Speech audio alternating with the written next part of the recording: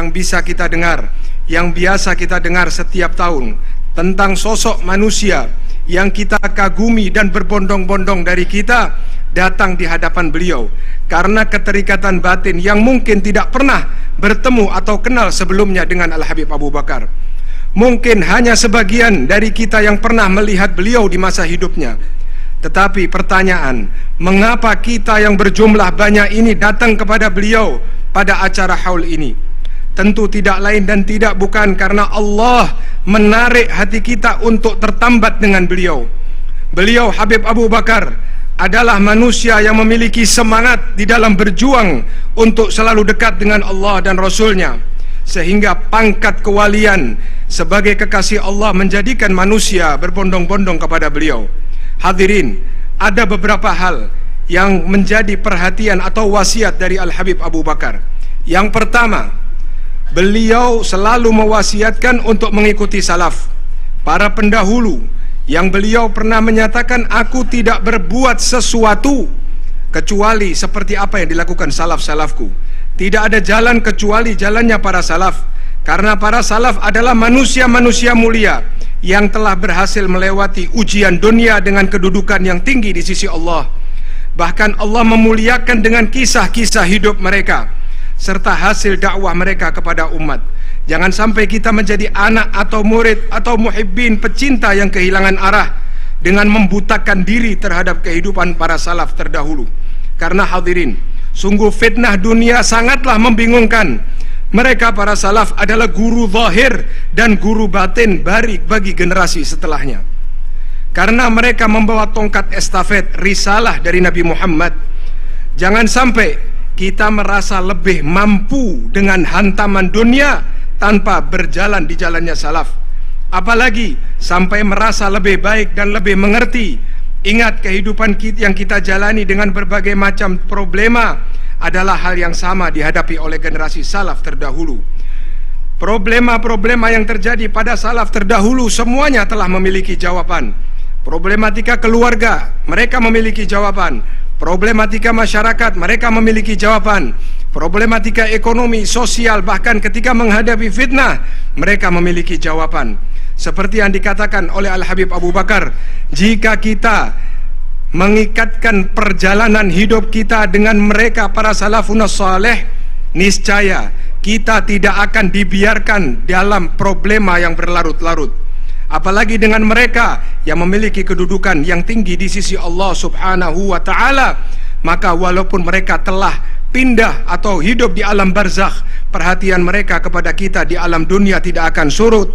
Sampai dikatakan bahwasanya keadaan seorang alim atau wali setelah wafatnya, perhatiannya menjadi lebih kuat, perhatian kepada keluarga, anak cucu dan muridnya serta para pecintanya dibandingkan ketika mereka masih hidup di alam dunia.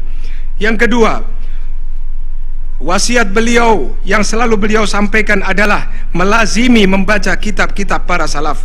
Karena dengan kitab-kitab itulah mereka para salaf berbicara kepada kita sebagai penerus. Termasuk kitab Ihya Ulumuddin yang Al-Habib Abu Bakar lazimi untuk baca dan dikhatamkan selama hidupnya, sehingga menjadikan keluarga lebih tertata dan menjadi awas terhadap fitnah dunia. Ingatlah hadirin, bahan bacaan di zaman dunia saat ini sangatlah banyak dan dapat membuat bingung karena daya akses yang tidak terbatas. Ditambah lagi dengan fitnah bacaan serta berbagai acara di media sosial yang mampu merubah bacaan akal kita dari kejernihan hati menjadi kerusakan, menjadi karat dan kematian hati. Karena bacaan-bacaan itu, terutama yang saat ini di media sosial, adalah informasi tanpa filter ilmiah, dan menjadikan semua dapat berbicara. Yang bodoh berbicara, yang fasik berbicara, yang mabuk berbicara, yang dengki berbicara, yang hasud berbicara. Maka dapat dikatakan siapa yang mencari kebenaran hanya dari media sosial, maka niscaya dia akan terjerumus, apalagi dia tidak memiliki ilmu yang jernih. Dan inilah sumber fitnah yang menjadikan orang zaman sekarang yang tanpa memiliki ilmu dan kebersihan hati akan tenggelam dengan fitnah tersebut. Maka dengan melazimi kitab Salafun Saleh yang diajarkan oleh para guru kita, baik di pesantren maupun majelis khair, yang mana kitab tersebut telah menjadi penerang dari generasi ke generasi, sampai kitab tersebut menjadi solusi bagi ketenangan hidup. Karena kitab para Salafun Saleh tertulis, terbaca jauh dari kebodohan, jauh dari penyakit hati, dan tertulis dengan niat salihah, dan telah terbaca dari generasi ke generasi, dan pastinya telah mampu menjadi pendidik dari seorang ayah kepada anaknya, dari seorang guru kepada muridnya, dari seorang yang dicintai kepada orang yang mencintai, sehingga hal tersebut menjauhkan dari kemaksiatan zahir dan batin. Yang ketiga, wasiat Al-Habib Abu Bakar adalah selalu berprasangka baik, karena prasangka baik adalah pintu rahmatnya Allah, dan prasangka baik adalah sesuatu yang menjadikan ruh ringan di dalam beramal soleh. Seseorang yang selalu berprasangka baik, jika hal yang diprasangkakan baik itu terjadi, maka dia mendapatkan faedah dan kemuliaan, dan jika yang diprasangkakan salah, dia pun tidak rugi. Manusia jika menjaga prasangka baik kepada manusia, maka jika tidak menjaga prasangka baik kepada manusia, kata Al-Habib Abu Bakar, ditakutkan dia tidak bisa berprasangka baik kepada Allah Subhanahu wa ta'ala. Karena prasangka buruk terus menerus kepada manusia adalah pembentukan model hati menuju prasangka buruk kepada Allah. Dan ditakuti orang yang selalu berprasangka buruk adalah orang yang dicap sesuai hadis Nabi SAW. Rasul pernah mengatakan, maukah engkau kuberitahu seburuk-buruk manusia? Maka sahabat menjawab, tentu ya Rasulullah. Maka Rasulullah mengatakan, seburuk-buruk manusia adalah orang yang selalu hidupnya menjelek-jelekan, mengadu domba satu sama lain. Yang kedua adalah orang yang selalu mencerai-beraikan orang-orang yang saling mengasihi. Yang ketiga, orang yang paling buruk di dunia adalah orang yang suka mencari kesalahan orang yang tidak berbuat dosa dan berusaha untuk menyusahkan orang yang tidak berbuat dosa. Karena inilah ciri seburuk-buruk manusia yang disampaikan oleh Nabi Muhammad sallallahu alaihi wasallam. Yang keempat, wasiat Al-Habib Abu Bakar adalah mengenakan pakaian salaf dan menunjukkan identitasmu sebagai seorang muslim yang mampu mencegahmu dari tempat-tempat yang tidak pantas, termasuk pakaian, pikiran dan hatimu terjaga dari pikiran yang melenceng dari jalan para salaf yang mampu mencegahmu dari pemikiran-pemikiran yang menjadikan engkau galil adab dengan salafku.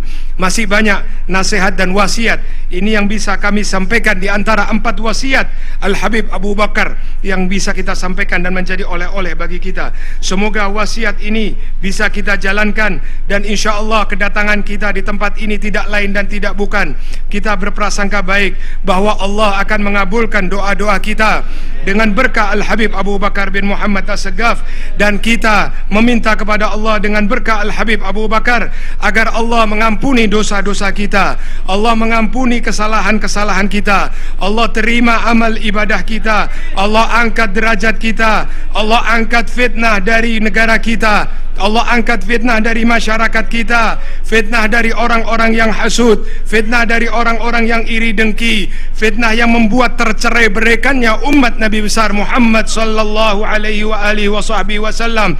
Kita panggil Al-Habib Abu Bakar agar beliau dapat menolong kita dengan doa kepada Allah Subhanahu wa ta'ala. Ya Habibana Abu Bakar, wahai Habib Abu Bakar, kami adalah tetamumu ya Habib, kami pecinta-pecintamu, dan kami meminta agar engkau sampaikan kepada Allah segala hajat kami yang datang dari tempat yang jauh ya Habibana Abu Bakar. Engkau tidak akan menyia-nyiakan sesuai dengan perkataanmu di masa hidupmu, engkau tidak akan menyia-nyiakan orang yang datang kepadamu, baik yang datang untuk urusan dunianya maupun urusan akhiratnya ya Habib. Kami pecinta-pecintamu, kami adalah anak-anakmu, kami adalah murid-muridmu ya Habib. Orang lain mampu mendapatkan keberkahan darimu ya Habib. Ayarjun naf'a minka banu fulanin wa yuhramuhu banukal akrabuna. Kami adalah pecintamu ya Habib, kami berharap engkau memberikan kepada kami sesuatu ketika kami pulang dari tempat ini ya Habibana Abu Bakar. Kami mendapatkan keamanan dalam keluarga kami, mendapatkan ketenangan di dalam ibadah, dan semuanya menjadikan kami dekat denganmu. Dan tidak lepas ya Habib tali ini, tali keyakinan kami kepadamu sampai kami wafat, sampai kami berpisah di alam dunia. Ya Habibana Abu Bakar, sesungguhnya gurumu Al-Habib Ali tengah mengatakan, sesungguhnya guru kamu Al-Habib Ali bin Muhammad Al-Habsyi mengatakan, wa man dakhal fi himakum la yakhaf, yang masuk di dalam perlindunganmu tidak akan merasa takut, tidak akan merasa rugi, tidak akan merasa terjerumuskan. Dan kami yakin itu datang kepada kami ya Habib Abi Bakar. Kami meminta terakhir bagi kami ya Habibana Abu Bakar, andai kata telah datang waktunya bagi kami untuk berpisah di alam dunia sebagai saksi ya Habibana Abu Bakar, kami pecintamu, kami minta kami yang hadir temani ya Habib Abu Bakar ketika malaikat Israel datang kepada kami. Temani kami ketika kami mengucapkan la ilaha illallah. Temani kami ketika kami mengucapkan la ilaha illallah, sehingga ketika roh kami lepas, dari jasad kami ya Habib, engkau gandeng roh kami untuk engkau pertemukan dengan kakekmu Nabi besar Muhammad sallallahu alaihi wasallam, dan akhirnya kami masuk di dalam barzakh kami yang menjadikan raudhah min riyadil jannah. Ya Allah, berkat salaf-salaf kami, berilah keberkahan kepada anak-anak kami, jauhkan dari fitnah, jauhkan dari musibah, jauhkan dari penyakit-penyakit hati. Berkat salaf kami ya Allah, Rabbi fanfa'na bi barakatihim wahdina al-husna bi hurmatihim wa amitna fi tariqatihim wa mu'afatina minal fitani. Wa sallallahu alaihi wasallam Muhammad wa ala alihi wa sahbihi wasallam walhamdulillahi rabbil alamin wal afu.